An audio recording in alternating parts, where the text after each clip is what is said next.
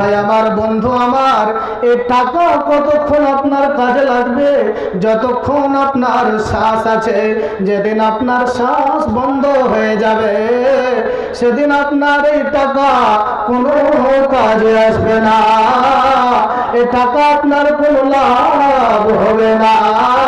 এই টাকা আপনাকে ছেড়ে চলে যেতে হবে, এই মোবাইল আপনাকে ছেড়ে চলে যেতে হবে, এই বিল্ডিং আপনাকে ছেড়ে চলে যেতে হবে। যেই কবরে অনন্ত জীবন থাকতে হবে, সেই কবরের জন্য একবার ভাবুন যে কবরে আল্লাহর নবী জনাবে মুহাম্মদ রাসূলুল্লাহ সাল্লাল্লাহু আলাইহি ওয়াসাল্লাম বলেছেন, ও আমার মায়েরা, ও আমার বোনেরা, আল্লাহর নবী জনাবে মুহাম্মদ রাসূলুল্লাহ সাল্লাল্লাহু আলাইহি ওয়াসাল্লাম বলেন, যখন তোমাকে কবরে রেখে আসবে, সবাই চলে আসবে, আপনি বড় একা হয়ে যাবেন, আপনার সঙ্গে কেউ থাকবে না, চতুর্দিকে অন্ধকার অন্ধকার হয়ে যাবে। আল্লাহর নবী বলেন, তখন তোমার কাছে সেই অন্ধকারে, সেই একাকিত্বর ঘরে, সেই অন্ধকার ঘরে একজন সুদর্শন মানুষ এসে আপনাকে সান্ত্বনা দিয়ে বলবে, আল্লাহ তাখাফু ওয়ালা তাহজানু ওয়া আনতুমুল আ'লাউন। আল্লাহ তাখাফু ওয়ালা তাহজানু, তোমার কোনো ভয় নেই, তোমার কোনো চিন্তা নেই, আমি তো তোমার হলাম সেই সৎ আমল দুনিয়াতে রাখা, আমি তোমার সেই ভালো আমল দুনিয়াতে রাখা, আমি তোমার সেই সৎ আমল। যে সৎ আমল তুমি যে মসজিদে তুমি দান করেছিলে, যে মাদ্রাসায় তুমি দান করেছিলে, সেই মসজিদে দান করেছিলে, রাত্রি জেগে জেগে তাহাজ্জুদের নামাজ পড়ছিলে, আমি তোমার হলাম এই সৎ আমল। আর যারা যে ব্যক্তি হবে, যে ব্যক্তি দিন ধর্ম বুঝে না, দিন ধর্ম মানবে না, তার কাছে একজন বিপদ নোংরা চেহারার মানুষ এসে বলবে,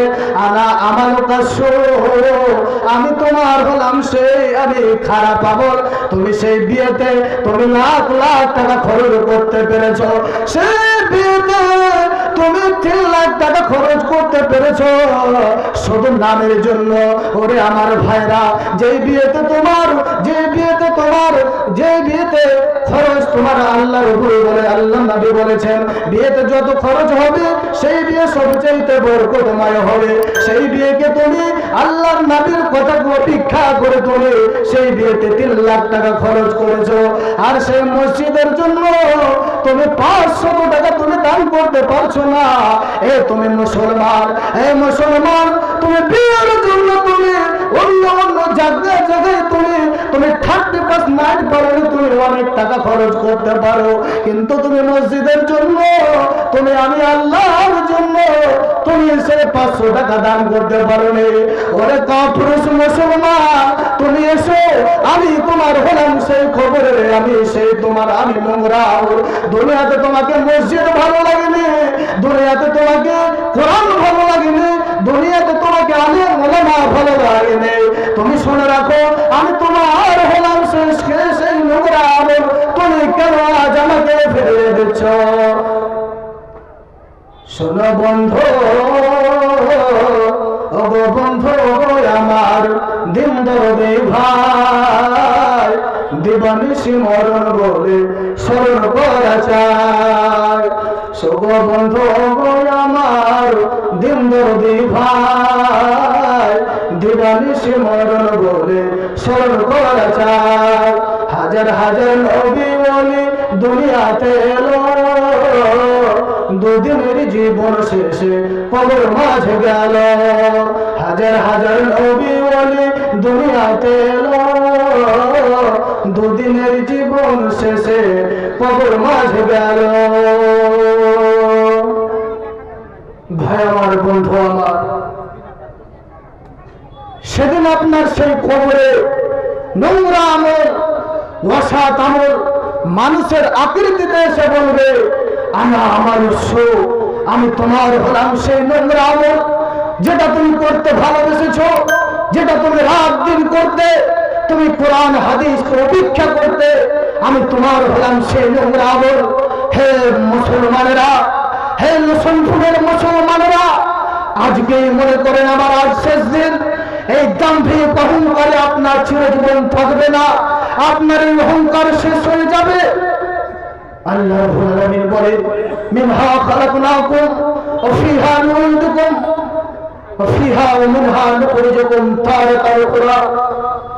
এই মাটি থেকেই তোমাকে সৃষ্টি করেছি, আবার তোমাকে আমি সেই মাটিতে ভরে দেব, আবার তোমাকে আমি সেই মাটি থেকে উঠাবো। সম্মানীয় উপস্থিতি, একজন মানুষ উর্দু কবি বলেছেন, কুল্লু ইমরিহিন মুশাব্বাহ কুল্লু ইমরিহিন মুশাব্বাহুন ফি আমরিহি। আল্লাহ রাব্বুল উর্দু কবি আরবি কবি বলেন, প্রত্যেক মানুষ তারা নতুন নতুন পরিকল্পনা নিয়ে, চিন্তা ভাবনা নিয়ে, তারা নতুন নতুন পরিকল্পনা নিয়ে তারা সকাল করে আজ আমি এটা করব, আমি কাল ওটা করব, কিন্তু মরণ তার ফিতার চেয়ে নিচে। আরবি কবি বলছেন, তুমি প্রত্যেক দিন নতুন নতুন চিন্তা, এটা করব ওটা করব, এটা করব আর ওটা করব, আর মরণ তোমার জুতার ফিতার চেয়ে নিচে। মরণ তোমার জুতার ফিতার চেয়ে নিচে। একজন মানুষ তিনি তার পরিবারকে নিয়ে যাচ্ছেন,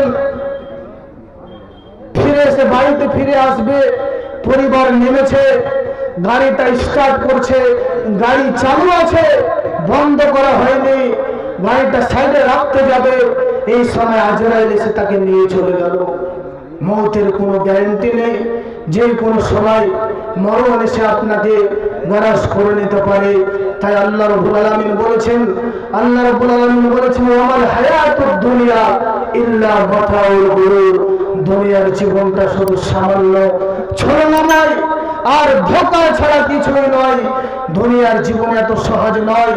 মানুষ যতদিন ইচ্ছা করবে মানুষ ততদিন বাঁচতে পারবে। দুনিয়ার জীবন এতটা সহজ নয়। আপনাকে প্রতিটা দুনিয়ার জীবনে প্রতিটা মুহূর্তে আপনাকে হিসাব লাগবে। ছোট বড় প্রত্যেকটা জিনিসের হিসাব আপনাকে দিতে হবে। আল্লাহ রাব্বুল আলামিন বলেছেন, ফামাইয়া আমাল মিসকালা দাররাতিন খায়রা ইয়ারা। মানুষ যদি বিন্দু পরিমাণ নেক আমল করে সেটাও সেদিন সেই কিয়ামতের দিন দেখতে পাবে। মানুষ যদি বিন্দু পরিমাণ গুনার কাজ করে মানুষ সেটাও কিয়ামতের দিন দেখতে পাবে। অতএব প্রত্যেক মানুষকে আখিরাতকে নিয়ে ভাবা উচিত, আখিরাতকে নিয়ে চিন্তা ভাবনা করা উচিত। আখিরাত কিভাবে উজ্জ্বল হবে সেটা নিয়ে আমাদেরকে ভাবা উচিত।